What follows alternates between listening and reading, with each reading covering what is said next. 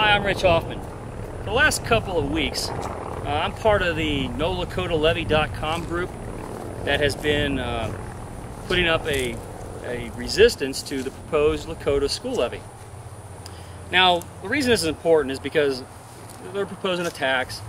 It's a local issue, and if you're a guy who believes in small government, small principles, bringing costs down, if you can't do them in your own backyard, you really don't have much of a say to complain about your state and federal level. So they're proposing a tax increase, and as we're talking about budgets, you wonder where they get their ideas that the budgets they're proposing are acceptable. The way they talk about money, it's as if it grows on trees. They don't seem to understand where it comes from. They think it grows like these trees here. It's something that just happens, like the sun came up today and we had sunlight. They think that a budget is something that they look into the future and say, oh, these are the costs that are coming at us, and this is what it's going to cost to deal with it. And that's their idea of a budget. And that's all wrong. So, to help illustrate the point, now this doesn't matter if it's a local issue or a state issue, federal issue. It's the same, whenever you're dealing with budgets, you have the same problem, because against private and public sector, you have two philosophies. The public sector, they believe they get money from the private sector, and that's how they fund everything. They forget how to spend the money. They think that they just don't appreciate it because they're not the ones that are making it. So it's easy to spend other people's money. The private sector, they're watching everything because they're the ones spending the money. So yes, it is a glass half empty, glass half full kind of deal. So neither side is ever going to agree on things, but you have to understand the taxpayer is the one that funds the whole business, so they have control. And to help illustrate that point, I came up with a whip trick, another one, because the last one people liked a lot. So I'm going to do another one, and I'm going to use my lovely assistant here to help me illustrate the point. Now, in this demonstration, she's going to represent the government. I know she doesn't like that, I don't want her to get mad, but she represents the government in this situation, or more specifically in this case, the school system, asking for more money. Now, these two targets here, these are whip targets we use in our shows and that kind of thing. These two targets represent our election. This is a no vote, and the target itself represents a budget. This is a yes vote. This represents the proposed budget that they're asking for. Now, she's going to hold this budget in her mouth like we do for a lot of shows. This is a normal thing. Now, the reason this is important is, to me, this is a ridiculous target. This is very easy for me as a whip guy or a taxpayer to identify. This is really easy for me to cut down. For her, not so much, because it's her face. She don't want to get hurt. This represents security. This is a nice pension. This is a nice wage, and then you got a little extra here to go on top of that. But for me, I could look at this all day long and cut this down to ridiculous amounts. This is nothing. Now, as I get a little closer to her face, she don't like that. That's going to make her a little uneasy. So this is where they start complaining, is when you start getting close to their face. That's why you can't go to government and say, what do you want? That doesn't work. You have to tell them what they're going to get. So you give them their budget. You say, hey, here's your budget. Live with it. And then once they have that budget, then you look at how you're going to cut it down to what you're comfortable with.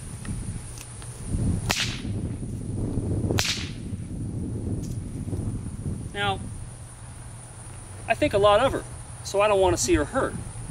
Okay, so this is how I arrive at a budget.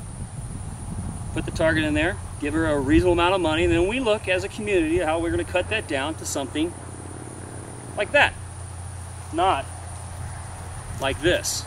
That's ridiculous. This is something the community can fund for a long time. And we don't, of course we don't want to hurt her. We don't want to damage her, we like her. But we're not going to be ridiculous about it either. So to kind of show you how this kind of stuff is going on, for the rest of the video we're going to show you some more whip tricks, stuff that we're going to do, but we're going to play that video over top of the Scott Sloan show, where the other day he read a the Lakota teacher contract on the air on 700 WLW, and it was great because he did a lot of work that people don't want to do. He actually read the contract, the high points, because there's 160 pages. But he condensed it down to a little 3 or 4 minute segment that I'm going to play for you now. So listen to that, and as you're hearing that, remember that your state government, all your officials that are looking for the same thing, they're your federal employees, they're all getting kind of the same thing. So listen to this and what they're asking for, and then think about what you get. And then on November 2nd, make sure you vote. I'm not telling you how to vote, but make sure you take this information and vote. I hope this little example shed some light on it, made it easier for you to understand. And again, I encourage you to get out and vote on November 2nd. Enjoy the rest of the video. Thanks. All before I started to fall asleep last night of the 100. I think I got to about 162 pages before I went sleepy. But first of all, there's two contracts. There's the Lakota School Association and the support educators, which we're talking about. Let me just run through this real quickly for you to kind of give the listener perspective on what actually is in the contract. Because wouldn't you agree, few people probably look through this thing. You hear about that now. Okay. A full-time day for a teacher is 7.5 hours times 184 days. And that also includes a 30-minute lunch, so it's about a 7-hour day. You have things like seniority in there. You have in-service days off, professional development days off. There's 4 half-day parent-teacher conferences, which you're involved in a parent-teacher conference. You get equal time off. The class size is set at 27 kids per classroom and a limit of 30. So you can't have any more. If you have any more than 30 kids in Lakota, the district has to hire aides. You get 15 sick days, and you can accrue those up to 300 days during your course as a teacher. You get 3 personal days. You get 3 distant relative bereavement days. You get personal leave.